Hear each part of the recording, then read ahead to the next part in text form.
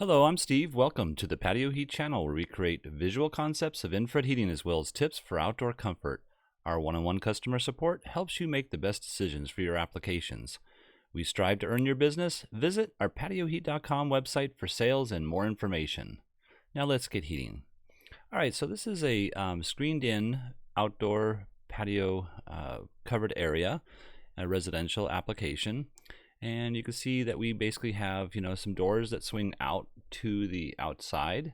There's one here, two over there, and then there's some French doors over here that swing into the structure itself. So those are not issues with regards to the placement of heaters. There is a fan that's located on this cross-member beam over here. 4 cross-member beams up on top. Also, we have some skylights. Now I don't have the glass inputted there, but in any case, there are some skylights up here. There's 3 of them. Let's go ahead and look at the overall dimensions of this project. So overall, we have 18 foot by 13 foot 6, and then we have a height of the bottom edge over here at approximately 9 foot. And then you can see over here we have this drop down here of about 7 foot 1 1/8 to this edge here, and then also to the top up here 7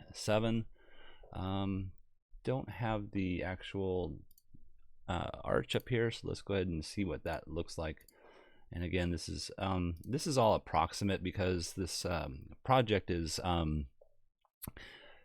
done, and we don't have the exact measurement, so all the clearances and things of that nature will have to be met by the installer itself. But these are, again, just a visual concept of where the heat ray might go and where the best placement of the heaters might be. So this is 11 feet 3 inches to the top here of the slope ceiling, and that's about it. So let's go ahead and look at what the possibilities might be. One other thing I want to show is the top of these beams over here, just so you know that we're as close as possible to being accurate on that. So let me go ahead and get a measurement here to the bottom edge here, and you can see that we're at 9 feet 1 3/8 off the finished floor. So all right, let me go ahead and turn that off and then go ahead and come up with some options. Now, I always like to show what the top recommendations would be from my standpoint. So I just removed the roof and rafters up here. These beams are still located there. You can see where the skylights are still located.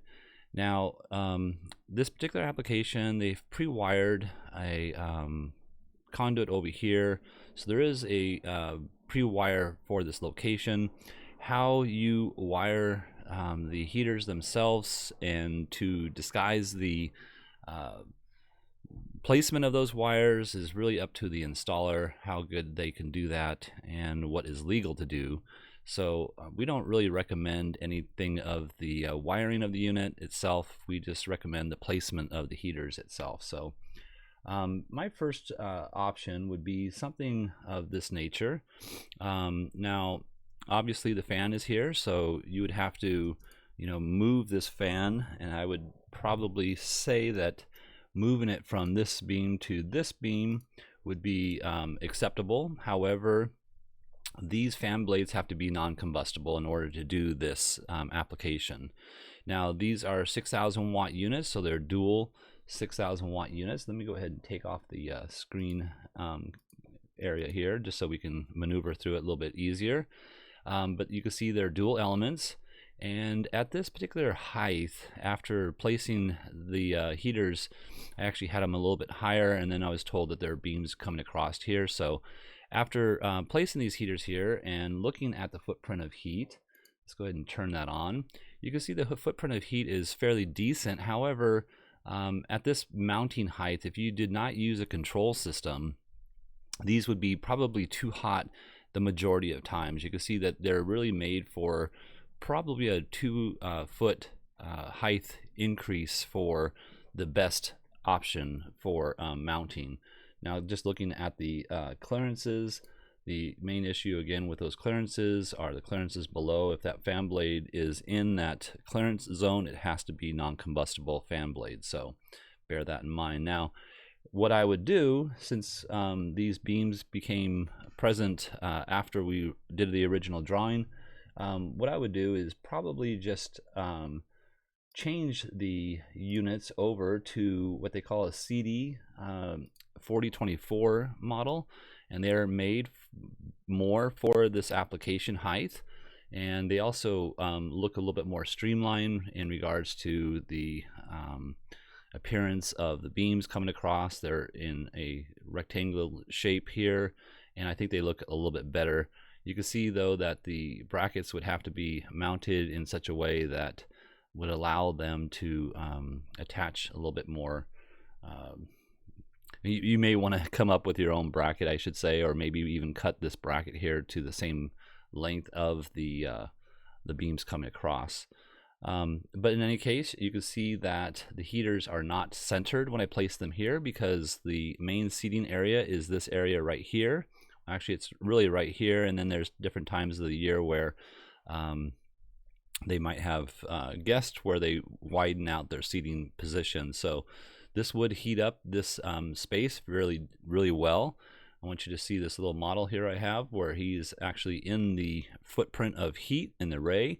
And once you're in that footprint of heat in ray, you will feel the comfort of the heater itself. Now, temperature wise, this is in, I believe, the northern eastern side of the United States, and it does get pretty cold there. So how you're acclimated to the temperatures is totally up to each individual. Now, personally, once it gets down below that 50-degree level here where I live, the heaters you really need a lot more heat in order to feel comfort. You also want something that's going to uniformly heat the space here as well, because if you placed a heater, let's just go ahead and show this application here. Give me 1 second. So if we place some heaters over here on the wall, you can see that the distance from these heaters to this seating position is the maximum recommended distance away from the heater that you can actually feel the proper amount of warmth. So this wouldn't be very beneficial all the time when it gets to the colder climates, and especially the fact that this is a little cottage that is on a lake, I believe, and the wind does blow through this area, cold air. This backside would be exposed to that cold air if you're sitting over here. Obviously, if you're sitting over here, you're a little bit more comfortable and a little bit more insulated, with the type of couch that you might be using. So this would not be the ideal application, but it's something that we will talk about here in just a few minutes. So let's go back to the placement that I have here, and you can also see that we are throwing some heat outside, so it might be beneficial to even change the actual angle of the heater itself. So let's go ahead and just change it maybe a 5-degree tilt, and let's see what that will do.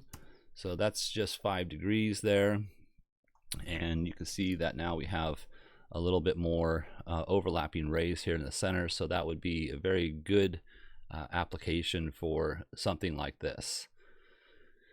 Okay, so let's go ahead and look at some of the requests that the customer had made. And again, you do need to be cautious of that clearance zone here that with the application I just showed. So the customer had requested, just to heat up this side for the majority of times. Again, having the amount of power with a 6,000 watt unit, these are 6,000 CD models. And what I've done here is I placed it on the wall. When you angle the C series model, you need to make sure that you maintain a clearance of 12 inches from any combustible above to the top of the unit. So that's what I've done. And then also I basically placed the heater centered over this window. Now, I don't have the exact dimensions or placement of the window, so this is just a representation of what it might look like. Then I also took this heater over here and placed it again. If I put the rafters back on, you'll see that the clearances are met from this top edge of the heater to the lowest point of these rafters up here. So that's 12 inches down, and that's why I selected that height location. I also placed it in the center of the patio, and that's just based on the fact of a visual part of, you know, how it looks in your patio. So you don't want, I don't particularly like things off center, so that's what I'm showing here. Now, this window might be a little bit further to the right. Again, without the true dimensions, I can't show that information. However, where it's located right here, let's go ahead and just look at the distance from this outer edge. I'm using the outer edge only because this is the focal point, I believe, in the actual seating position. So you can see here we're at about 10 feet to the center of the heater to this exterior inside wall here. So go ahead and turn that off and look at the footprint of heat. So footprint of heat here, you can see that we're covering the area fairly decently. I should also mention that with the CD series, I have these at a 60-degree tilt. So if you're pointing the heater straight out from the wall, 60 degrees down, and or 30 degrees up, and that's the maximum tilt that you can go with a slimline, or excuse me, a CD model. Slimlines are a little bit less than that. That's why I'm not choosing that particular unit on the wall surfaces. So, but you can also see that you know, our model over here is still not in that ideal footprint of heat, but everybody else would be if this was the seating position that, you know, is a true seating position for this application. I might want to move this particular chair here. Let's see if I can grab that. And yeah, let's see. Well, you can see that, you know, we're covering all the way up to this edge with that position, and we're getting a good coverage over here as well. So that would be the other thing I want to mention over here is, let's see if I can get in here close enough to see the clearances, clearances below the unit. With this distance that I have here, which is actually less than what I was told, or excuse me, this distance is less than what I was told, so it shows here at 2 feet 7 inches. I believe it's a little bit further from what I was told, so this clearance should be no issue with regards to that position. All right, I think that is about it for this application. Let's go ahead and look at, and also should mention something about this fan. You know, we're not within that fan on the left here, and we're not within that fan blade on the right. We could move this back over to where it was stated that the fan is located, and we'll go ahead and put that back there. Okay. So yeah, there's no issue with regards to that fan with this application here. All right, let's go ahead and look at the other option, which would be if there's not enough power to utilize 2 units, then this might be the preferred application here. Now, I was asked what the best placement would be, and in my experience, I see that if you're looking to heat up a corner like this, then the best placement would be to place this heater approximately from the center of the heater to the interior part of the exterior wall here at 4 feet from that wall surface. So you can move it a little bit further over to the left, but then the ray for this seating position over here would not be as well. And yeah, so that's just something that you'd have to make that ultimate determination on your own in regards to that footprint of heat. And then also just, note that, anyone sitting out here to this edge isn't going to be into the ideal footprint of heat.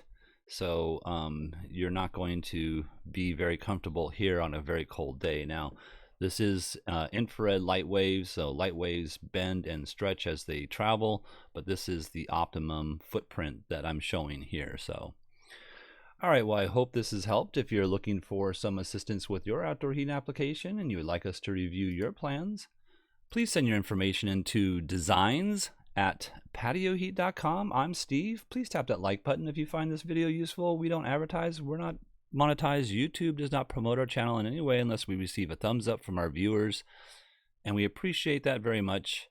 Thank you. Have an excellent day.